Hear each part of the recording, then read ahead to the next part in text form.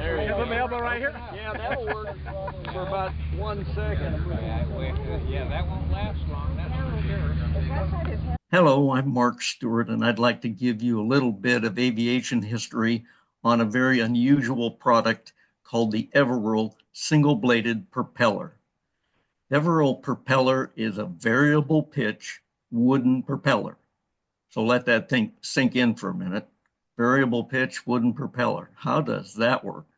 Well, this guy, Walter Everts, decided that he could make a better propeller for the Continental A40 engine, which powered 2,500 aircraft through the Great Depression.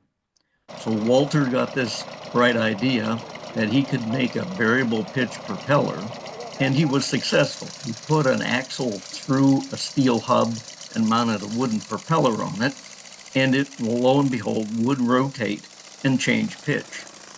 The problem with the propeller was it had to have one blade cut off, because as you increase the pitch on one blade, it would decrease on the other blade.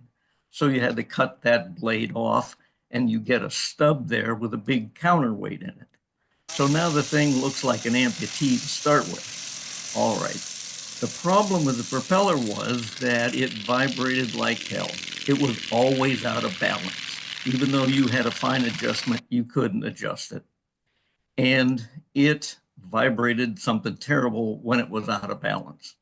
The other problem with it was it didn't really work.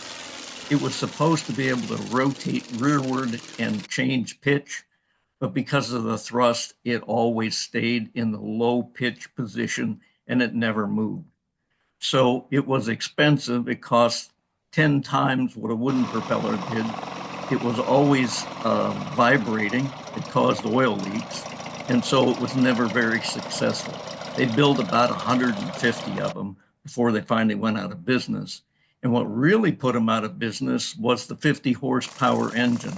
Continental came out in 1938 with the 50 horsepower engine, and that solved the underpowered problem of the A40 that Walter Everts was trying to solve with a propeller.